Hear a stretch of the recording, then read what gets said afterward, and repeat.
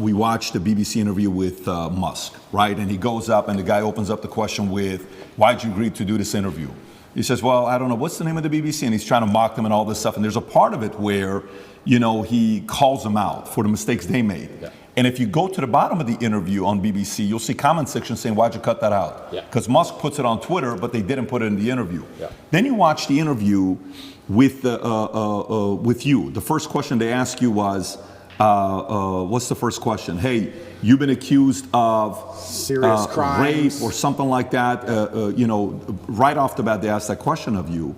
And then you see the interview, Lucy Williamson, I believe, her first question was, you're facing some very serious allegations. Have you raped anybody? That's the open question that they ask you. And the video they put up, the first one, they take it down.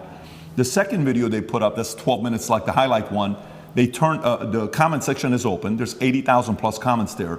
Then you look at Philip Schofield. Yeah. And you just brought up Philip Schofield. For people that don't know who Philip Schofield, do you mind explaining to people who he is? Yeah, he was a TV presenter in England. He was very famous. He ran the morning show. And he was grooming children for a very long time. And all the staff knew about it. And the people who worked on the show with them were being groomed by him. And everybody knew. And it was all a big ha-ha-ha joke. And now he's come out saying, oh, please don't pick on me, I feel sad. And the media is saying, I'll leave the guy alone. He is, when you go look up his Wikipedia, it says he rose to prominence as children's BBC continuity presenter from 85 to 87. Yep. Then went on to do programs on BBC and ITV for Going Live, This Morning, Dancing on Ice, All-Star Mr. and Mrs., The Cube, and a bunch of other things. And they interview him, okay? While he's going through the mess, after 27 years of being married, this one guy that he groomed since 10 years old, his name is McGreevy, I want to say, something McGreevy, that he's going through the process. Matthew McGreevy, they met at 10 years old at a theater group. At 15 years old, Philip follows him on Twitter. While the kid is 15, he follows him on Twitter. The guy celebrates it. Long story short, Ruth Langsford, they work together with. She files a complaint. Then right after filing the complaint, McGreevy gets fired. Then he has to take a break. Then he comes out after 27 years telling his wife, hey, I'm gay, I'm coming out of the closet. He's got 2 daughters. But there's a part of it where Matthew calls his wife and says, hey, your husband and I had an affair together when I was 19 the first time and 20 and all. Nobody knows if it was before or not. The interesting thing about him is his brother, Timothy Schofield, I don't know if you know about his brother. Oh, what, the one who's in jail for being a pedophile? Was convicted of 11 sexual offenses involving a child between October 2016 and 2019, including 2 sexual activity with a child. Here's how the interview started. First question, the guy asked him, he says, you've had quite a week. How are you? Opening question. Versus the question they ask you on the opening, right? And then he turns around and says, the media's interest in the affair was motivated partly because of homophobia, alleging that an affair with a much younger woman would have not generated such a scandal. So he gets protected. And he says, all those people who write those stuff, do they ever think that there's actually a person on the other end, right? This is proven. By the way, this is the part where even when somebody's watching you and saying, why are they taking him to court? Maybe he did something. Why are they taking Trump to court? Maybe he did something. Why are they taking this guy? He must have done something. There must have been something there, right?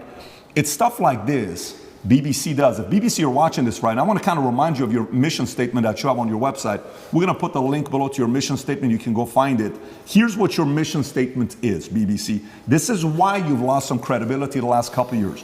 To act in public interest, serving all audiences through the provision of impartial, keyword impartial, high quality and distinctive output and services which inform, educate, and entertain. You say you inform, educate, you entertain, yet you conceal, misinform, and your content's quite frankly boring. You're cherry picking on people that you're talking to. So a message like that gets the average person to say, everything with you is allegedly, everything he did is proven, his brother is proven, yet let's leave him alone. Poor guy, let's target him.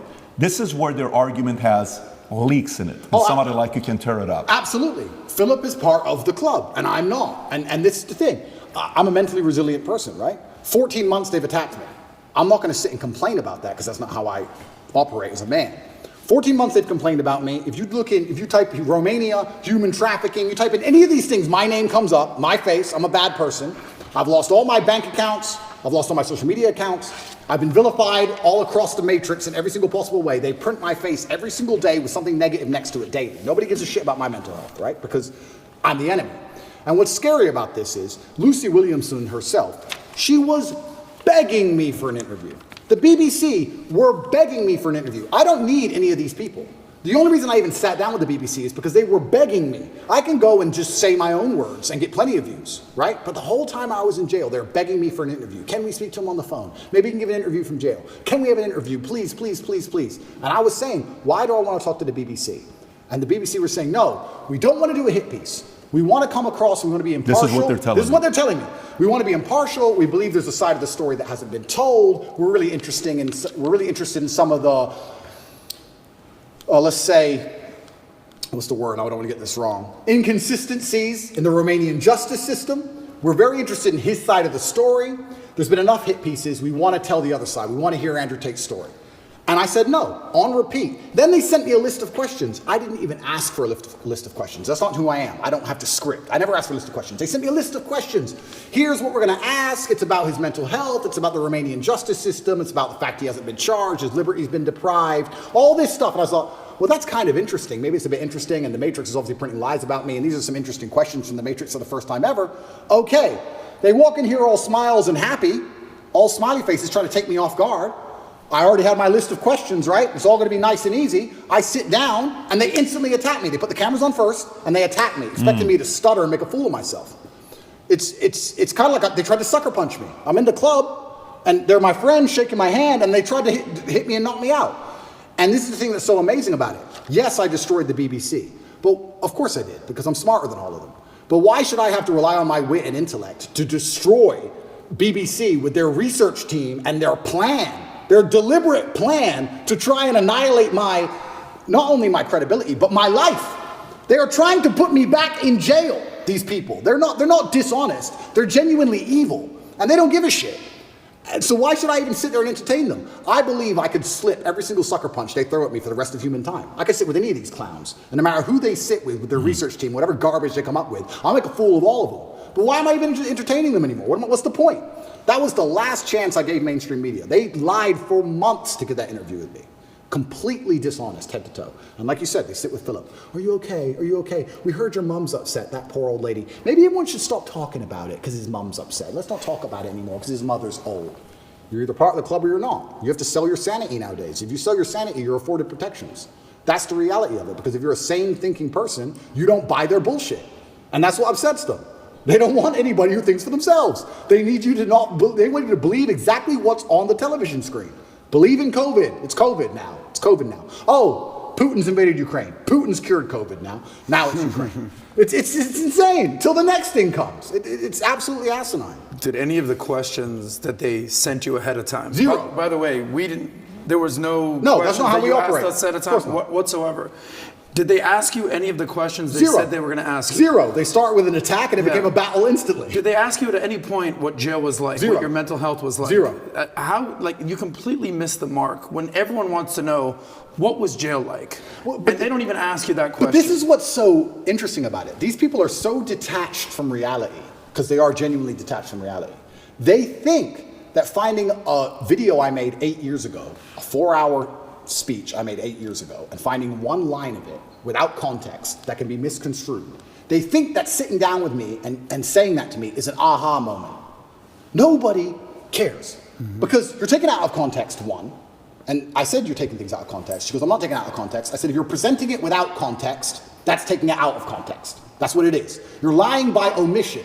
I said that to her after the camera's off, and she looked at me because she didn't understand. When you omit details, when you refuse to put in all of the details, you can lie by including one detail which may happen to be true. You can tell the truth and miss all the details around the truth, and you are lying by omission. You're lying by omission. And you're sitting here saying, oh, you said this 8 years ago. Nobody cares. Because they know me, and they know I didn't mean it in that way, and they know it's taken out of context, and they know that it's an old video on the internet, and it's not even an aha moment they think it is. But they just want to sit with you for an hour, attack you and attack you and attack you, wait for you to make one mistake. If I would have stuttered or made a single mistake, that's the only 3 minutes they would have shown.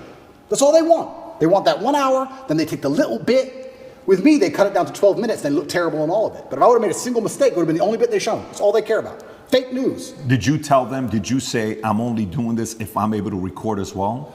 I said that. Because I know that's what happened with Trump as well a couple of years ago. I didn't even tell them, I just recorded it. Okay, so they didn't know you were recording. They didn't know I was recording until afterwards, and then I said, that was dishonest, I'm gonna release the whole video. You told them before you released it? I told them. There is no contract or agreement with BBC? No. Nothing was signed, it was just simply an interview, okay. Because I think that was very important when you released it, for people to see what fully was said, versus, and by the way, you know the Philip Schofield interview that they put up, the 12-minute one that just came out, you know the comments are turned off. Of course they are. The comments are turned off, yours are turned on, his is turned off. Of course. And who knows many reasons why they would do that. But going back to BBC. So, okay, they come, they want to ask the questions of you. For some of the people that maybe aren't following the story closely, but they know who you are. We're in the car, we're driving, and a lot of people are asking questions. We ask the drivers, like, hey, are you going to Tate's place? How do you know we're going to Tate's place? And he says, well, who's Tate? Oh, Andrew Tate. Oh, tell us about Andrew Tate. Well, this is, okay. What kind of a guy is he? He said, I actually really like him. I said, why do you think he's going through what he's going through right now? Oh, it's always because of money. Okay, so we're at a different restaurant. So tell us, why are you going through this? Why is he going? Everybody's saying a similar thing about this, right? But for those who don't know, there's 3 different camps. Yeah. The camp that already sees you guilty, it doesn't matter what they read. So for example, this story here, from BBC came out just last night, 10:30.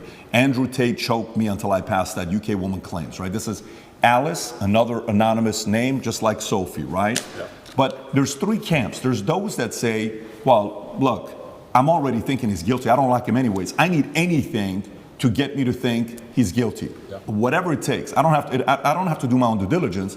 I just have to hear anything.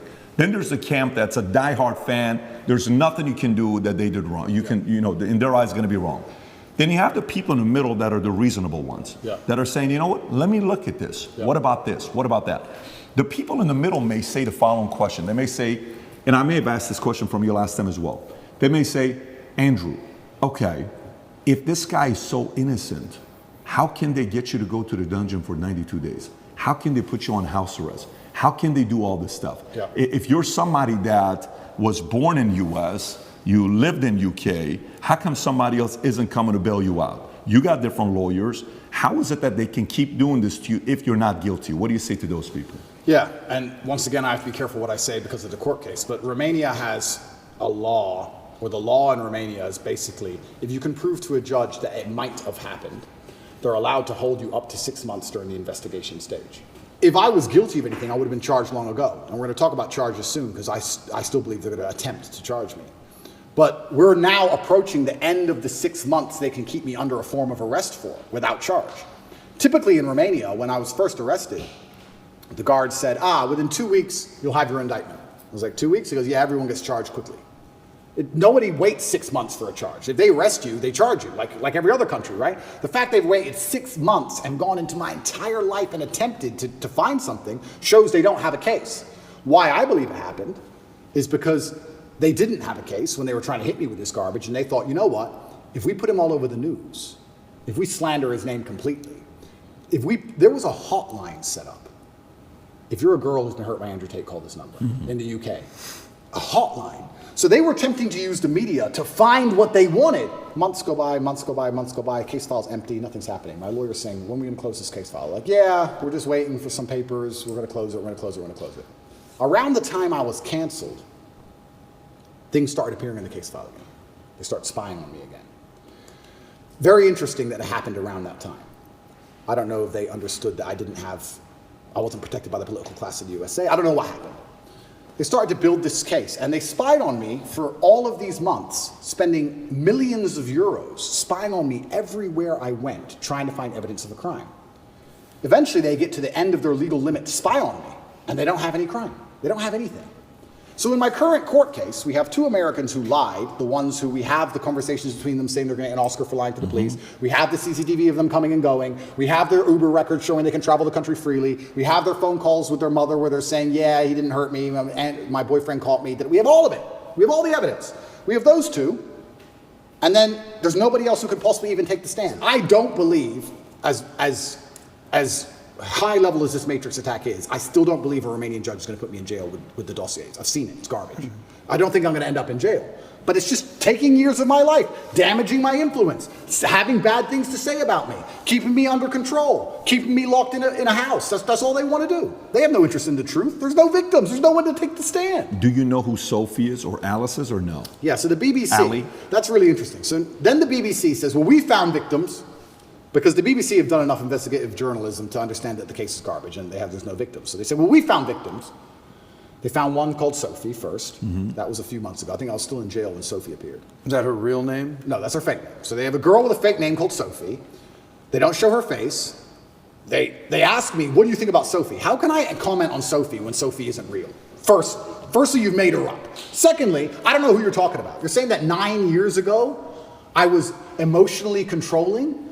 That is the most subjective garbage accusation. What does that mean? 9 years ago, I said you shouldn't party with those guys in the club. Is that what I said? I don't know what I said. I don't know who she is, if she exists at all. And they're saying 9 years ago, you were emotionally controlling. Sophie said so. Who's Sophie? We're not telling you. What's emotionally controlling mean? We're not telling you. What comment do you want me to? If this person even exists, which they don't, then I destroy the BBC, make it very clear to them that Sophie doesn't exist, on repeat, because she doesn't. And 2 days later, Alice appears.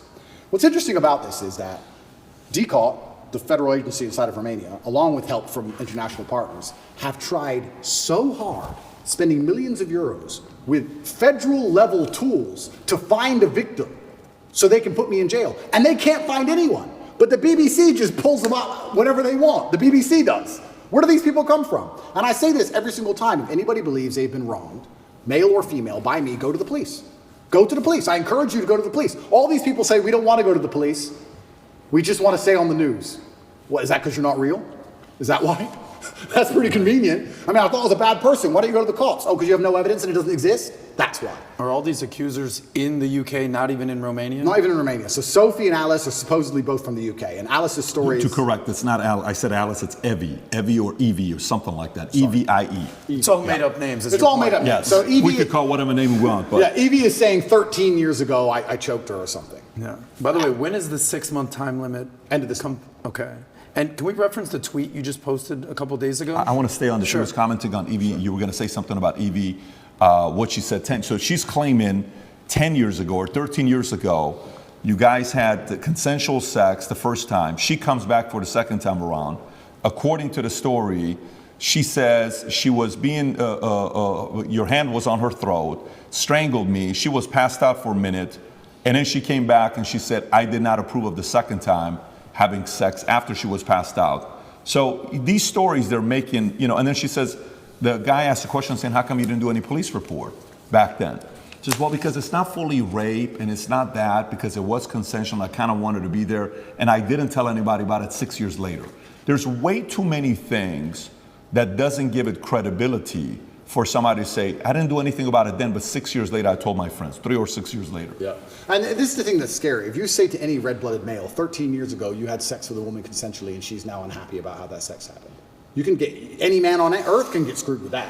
If this person exists at all. And like you said, she refused to go to the police if she exists.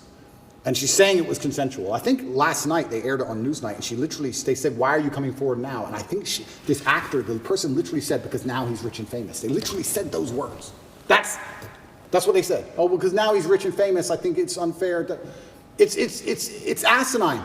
I don't understand genuinely how a man can protect himself in the Western world anymore. How can you even exist anymore? If this is what they're going to hit you with as soon as you get to a certain level of influence, there's no man on earth who's safe from this. I said this to my judges. I had a few male judges. I said, they could do this to you. They could do this to anyone. They can do it to you or me or any man watching this. Any man watching this. They can put in the BBC 9 years ago you did something. They won't tell you her name. They won't give you any chance to defend yourself because you have no idea what they're fucking talking about. And they will print it on repeat until you lose your job and lose your bank and lose your social media. And then you're going to sit there bankrupt and depressed. And then they're just going to move on from you. And if you don't die, if you're like me, a cockroach who refuses to die, if you sit around and refuse to go away, they're going to make up a new one. It's crazy. And it's genuinely scary. And you're not safe from it anywhere anymore. I will say right now on this podcast, I encourage absolutely anybody who believes I've harmed them, male or female, to go to the police with evidence and we'll go to court. Let's do it. I don't harm people. If I was harming people, I wouldn't be out here as open as I was. The biggest criminals and the biggest gangsters and the most heinous people on earth don't have social media. You know this. If I see a guy with an Instagram pretending he's a gangster, he's not a gangster. The real gangster hasn't got Instagram. But that's the reality of it. You think I'm going to become the most Googled man in the world if I've been running around hurting people? It's absolutely insane. And I think there has been a shift in the consciousness. I think, especially because of COVID and a few other things, people are starting to understand that all these people do is lie. I think people are starting to understand that. And the harder they try and hurt me with these lies, the less people believe it, which is scary for me. Like I said earlier, it's scary. They keep coming up with more garbage. The bullets keep bouncing off. So now they're sitting around going, we can't convince the world this person is a bad person. How do we get rid of him? That's the scary part. Connect is an application which allows you to take a minute to connect with influencers from all around the world. My name is Andrew Tate, and I'm available to speak directly to you on Connect. So if you like this clip and you want to watch another one, click right here. And if you want to watch the entire podcast, click right here.